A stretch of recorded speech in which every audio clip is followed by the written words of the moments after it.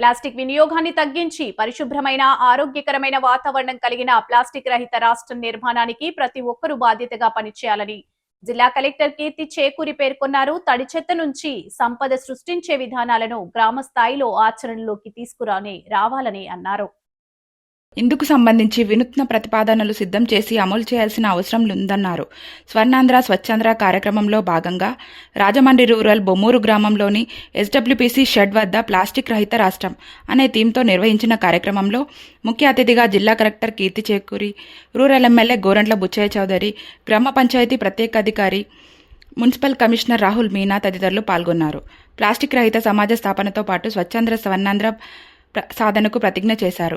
జిల్లా పంచాయతీ అధికారి Shanthamani, MPDO Armstrong, తహసీల్దార్ శ్రీనివాస్, మండల టీడీపీ అధ్యక్షులు మచ్చెడి శివసత్యప్రసాద్, పంచాయతీ కార్యదర్శి జీవీవి కాశీ విశ్వనాథ్, గ్రామ టీడీపీ అధ్యక్షులు భీమరిశెట్టి రమేష్, కామిని భాస్కర చౌదరి, అడ్డాల శ్రీను, రాయుడు సునీల్, కూటమి నాయకులు, ప్రజాప్రతినిధులు, గ్రామ ప్రజలు, గ్రామ సచివాలయ సిబ్బంది, పంచాయతీ సిబ్బంది పాల్గొన్నారు.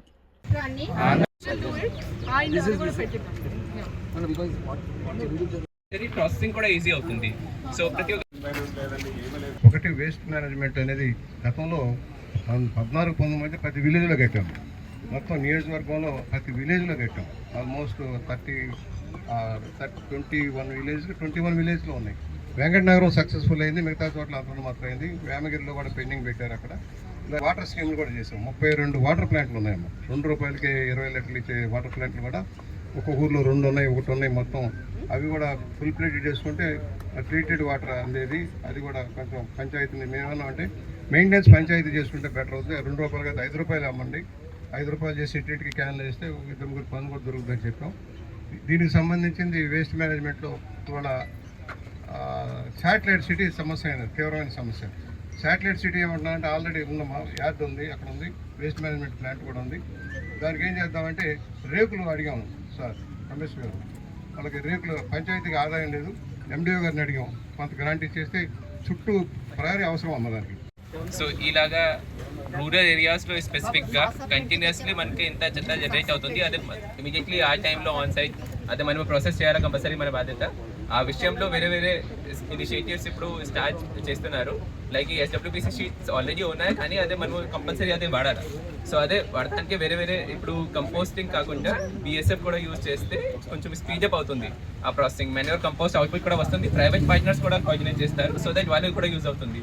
ఇది revenue generation model. Private parties కూడా పార్టిసిపేట్ చేస్తే వాళ్ళు కూడా రెవెన్యూ జనరేట్ ఒక ఆప్షన్ ఇది. ఇంకొకటి ఆప్షన్ ఈ రోజు స్టార్ట్అప్ లాగా ఇక్కడ స్టార్ట్ చేస్తున్నారు. ఒక ప్రూఫ్ ఆఫ్ కాన్సెప్ట్ ప్రకారం లెగసీ వేస్ట్ ఇంత జనరేట్ అయింది, దే విల్ ట్రై టు అదే కన్వర్ట్ ఇంటూ కోల్ బ్రికెట్స్. ఈ కోల్ బ్రికెట్స్ మనకి అదే తర్వాత ఫ్యూల్కి కూడా వాడచ్చు.